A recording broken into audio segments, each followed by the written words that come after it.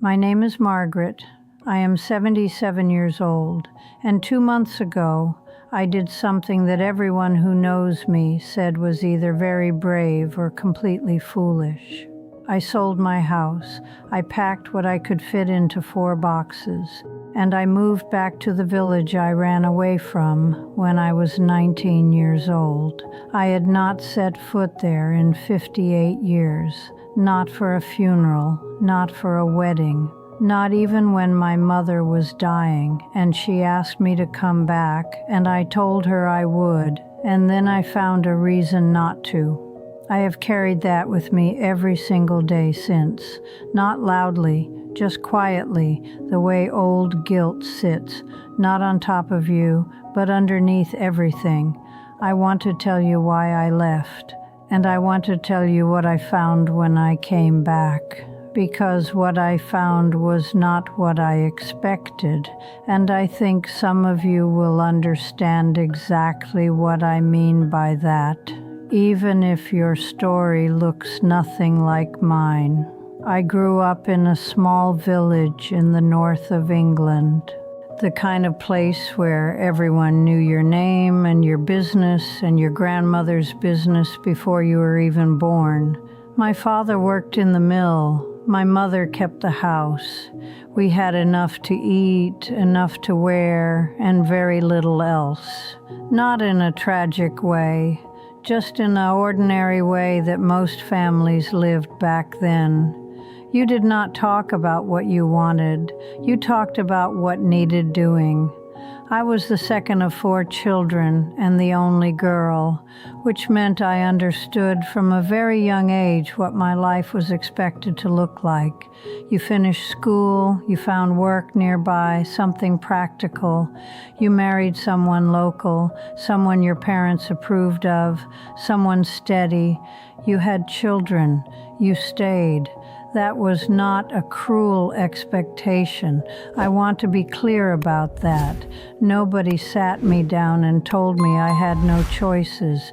It was simply in the air, the way certain things are in certain places.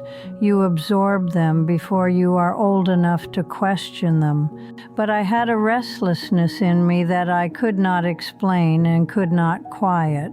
I remember sitting at the kitchen table when I was perhaps 15 or 16, watching my mother move from the stove to the sink to the table and back again, and thinking, and I am ashamed of this thought even now, I remember thinking, I cannot become this.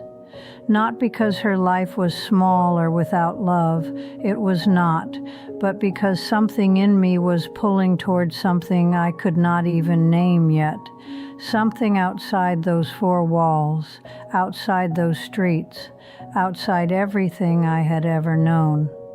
When I was 19, I left for London with 30 pounds, a suitcase, and the address of a woman my school friend knew who was renting out a spare room. I did not have a plan.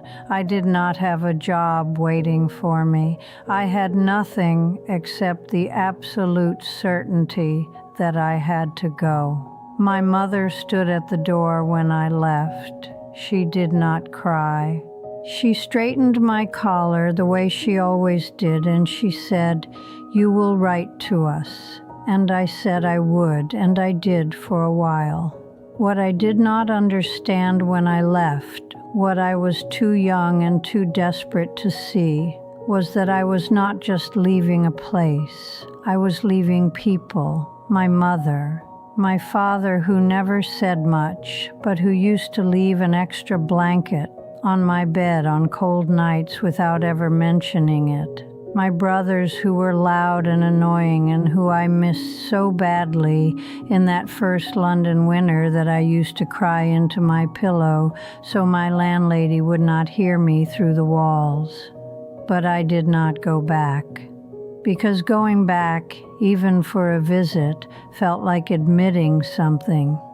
Like proving everyone right who had smiled and said, "Oh, she will be home by Christmas."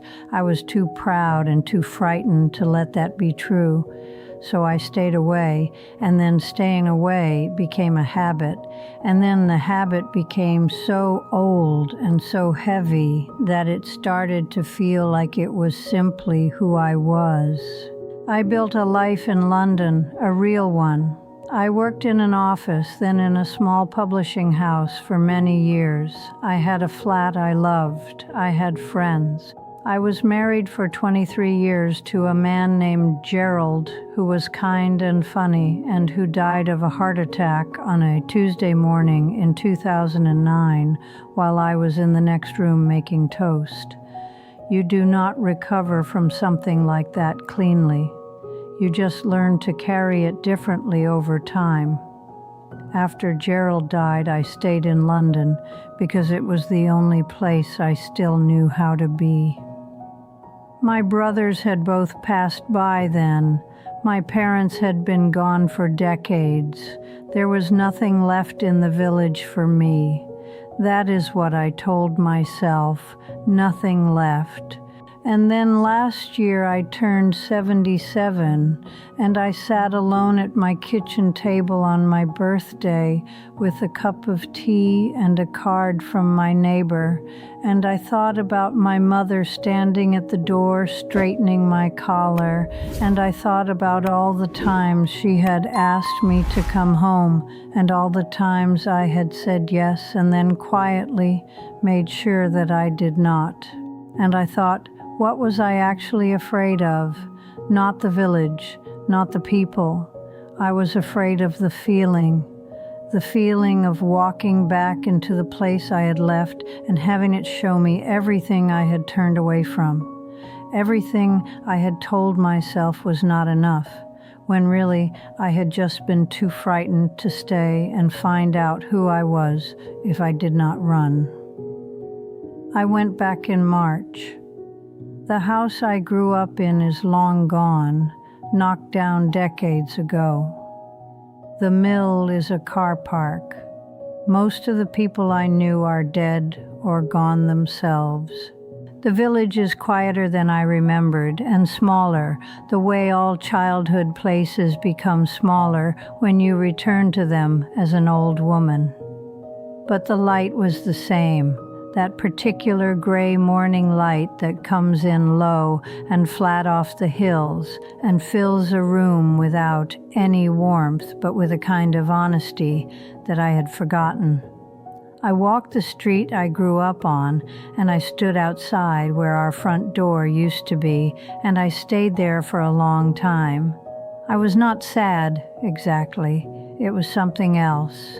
It was the feeling of finally being in the right place after being slightly in the wrong one for a very long time. I rent a small cottage now on the edge of the village. I know almost nobody here. I am starting again at 77, which sounds either foolish or extraordinary depending on how you look at it. Some mornings I sit at my kitchen table with my tea and I talk to my mother, not in a mystical way, just quietly. I tell her I am sorry it took me this long. I tell her I understand now what she was offering me when she asked me to come back. Not obligation, not smallness, just continuity, just the thread that connects you to where you came from, which does not disappear just because you refuse to look at it. I do not know how much time I have left. At 77, you stop pretending that question does not exist. But I know that whatever time remains, I want to spend it somewhere that knew me before I became whoever I spent 60 years trying to be. The thing I would want you to take from this, and I am not saying this as advice, only as something I wish someone had said to me when I was 19 and so certain I knew what I needed to escape, is that the thing you are running from is almost never the thing you think it is. And the place you are running to almost never gives you what you were actually looking for. I spent 58 years building a distance between myself and where I came from, and when I finally closed that distance, what I found on the other side was not the past waiting to trap me. It was just home, quiet, patient, unchanged in all the ways that matter. Waiting, the way it had always been waiting, for me to be ready to come back.